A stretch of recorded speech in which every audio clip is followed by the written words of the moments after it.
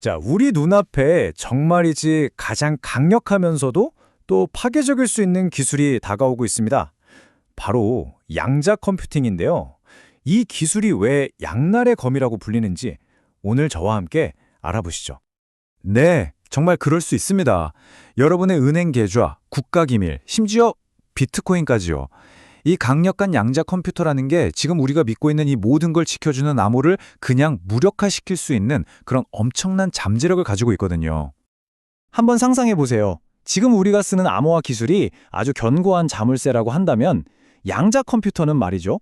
그 어떤 자물쇠도 그냥 열어버릴 수 있는 만능 열쇠를 만드는 것과 같아요. 이게 왜 그러냐면 작동 방식 자체가 아예 다르기 때문입니다. 말 그대로 디지털 세계의 규칙을 완전히 새로 쓰는 거죠. 그래서 오늘은 이 양자 컴퓨팅의 두 얼굴을 제대로 한번 들여다볼 겁니다. 이게 어떻게 우리의 보안을 위협하는지, 그리고 또 동시에 얼마나 놀라운 미래를 열어줄 수 있는지 말이죠. 자, 그럼 첫 번째 이야기부터 시작해보죠. 도대체 이 기술이 왜 그렇게 강력한 무기가 될 수 있다는 건지 그 핵심 원리부터 파헤쳐 보겠습니다. 지금 우리가 쓰고 있는 디지털 보안은요, 사실 소인수분해라는 아주 어려운 수학 문제에 기대고 있어요. 이게 뭐냐면 여기 비유처럼 두 가지 색을 섞어서 새로운 색을 만드는 건 쉽잖아요. 근데 그 결과물만 보고 원래 어떤 색 두 개를 섞었는지 알아맞히는 건 엄청나게 어려운 것과 같아요. 적어도 일반적인 컴퓨터한테는 말이죠. 바로 여기서 결정적인 차이가 나옵니다. 기존 컴퓨터는 가능한 조합을 하나하나, 정말 하나씩 다 시도해봐야 해요. 수백만 년이 걸릴 수도 있죠. 하지만 양자 컴퓨터는요, 중첩이라는 거의 마법 같은 원리를 써서 모든 가능성을 그냥 한 방에 동시에 확인해버립니다. 수백만 년 걸릴 계산을 순식간에 끝내버리는 거죠. 이게 바로 양자 컴퓨터의 무서운 점입니다. 자, 이게 뭘 의미할까요? 간단합니다. 정부의 기밀 문서, 우리은행 시스템, 기업들의 핵심 데이터, 그리고 심지어 여러분의 암호화폐 지갑까지. 지금 우리가 안전하다고 믿는 거의 모든 것이 한순간에 위험해질 수 있다는 뜻입니다. 자, 이렇게 강력한 창이 등장했는데 그럼 이걸 막을 방패는 없을까요? 당연히 있죠.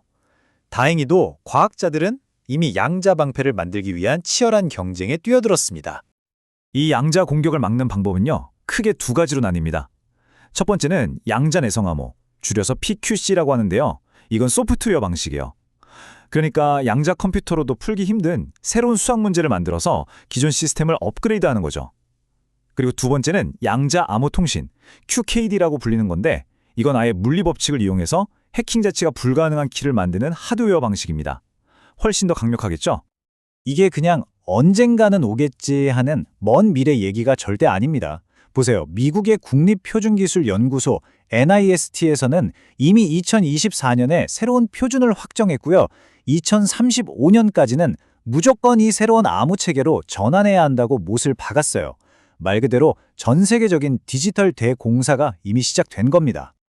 이런 거대한 전환은 당연히 정부 혼자서는 못하겠죠.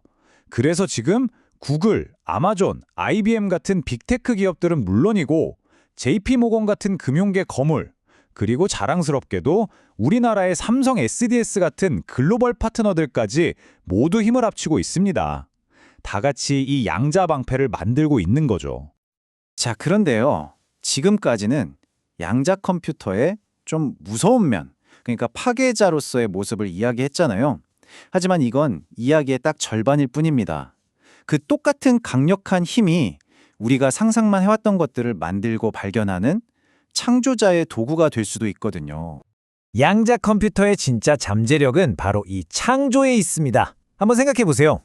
신약을 개발하거나 완전히 새로운 물질을 설계하거나 아니면 금융시장에서 최고의 투자 전략을 찾는 일. 이런 것들의 공통점이 뭘까요? 바로 수백만 개, 아니 수억 개의 변수를 동시에 계산해야 한다는 거죠. 양자 컴퓨터는 바로 이런 복잡한 시뮬레이션을 위한 완벽한 도구입니다. 어떤 전문가는 이걸 코카콜라의 비밀 레시피를 들여다보는 것과 같다고 표현하더라고요. 정말 딱 맞는 비유 같아요. 지금까지는 우리가 어렴풋이 흉내만 냈던 자연의 복잡한 시스템, 예를 들면 분자 구조 같은 것들을 완벽하게 시뮬레이션 할 수 있게 되는 거예요. 그럼 뭘 할 수 있겠어요? 당연히 완전히 새로운 약이나 상상도 못했던 신소재를 설계할 수 있게 되는 거죠. 자, 금융 분야를 한번 예로 들어볼까요? 이미 초기 테스트에서 양자 알고리즘을 썼더니 투자 포트폴리오를 최적화하는 속도가 기존 컴퓨터보다 무려 40%나 빨라졌다고 합니다. 40%요? 엄청난 차이죠? 이게 그냥 이론에만 머무는 게 아닙니다. 이미 현실에서 성과가 나오고 있어요. 일부 물류 회사들은 양자 컴퓨팅에서 영감을 받은 방법으로 가장 효율적인 배송 경로를 찾아냈는데요. 그 결과 배송 시간은 20%, 연료 사용량은 15%나 줄였다고 합니다. 실제로 돈을 아끼고 환경도 보호하게 된 거죠. 자, 이렇게 한쪽에서는 모든 걸 무너뜨릴 수 있고 다른 한쪽에서는 모든 걸 새로 만들 수 있는 막대한 힘이 걸려 있다 보니까 당연히 어떻게 되겠어요? 양자 컴퓨팅은 새로운 글로벌 경쟁의 핵으로 떠올랐습니다. 여러분, 지금 우리가 너무나 당연하게 쓰는 인터넷이나 GPS가 원래는 군자 기술에서 시작됐다는 거 다들 아시죠? 양자 기술도 똑같은 길을 걷고 있습니다. 이미 미국의 국방고등연구계획국, 바로 그 다파가 18개가 넘는 양자 기업에 막대한 자금을 지원하면서 국가안보 기술의 우위를 차지하려고 발빠르게 움직이고 있어요. 지금 전 세계가 이 기술에 쏟아붓는 돈이 어마어마합니다. 그래프를 보시면 아시겠지만 투자가 계속 늘고 있죠. 이 경쟁은 현재 미국과 중국이 주도하고 있는데요. 특히 양자통신 같은 일부 분야에서는 중국이 오히려 앞서고 있다는 평가도 나오고 있습니다. 정말 치열하죠. 물론 이 경쟁이 미국과 중국만의 이야기는 아닙니다. 바로 우리나라, 대한민국도 이 경쟁에 본격적으로 뛰어들었어요. 2032년까지 우리 기술로 1000큐비트급 양자 컴퓨터를 개발하겠다는 아주 야심찬 국가 프로젝트를 시작했습니다. 이 미래 기술 경쟁에서 절대로 뒤처지지 않겠다는 강력한 의지가 엿보이는 부분입니다.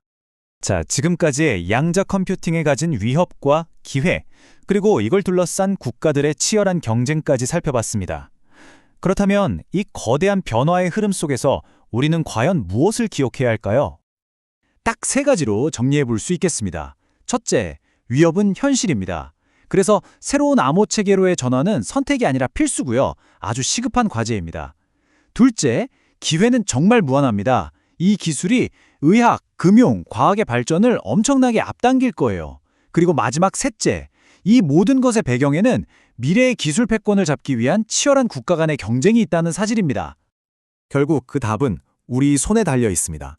이 세상을 완전히 바꿔놓을 이 기술을 우리가 어떻게 개발하고 또 어떻게 사용하기로 선택하느냐에 따라 미래는 달라질 겁니다. 파괴의 도구가 될지 창조의 도구가 될지 말이죠.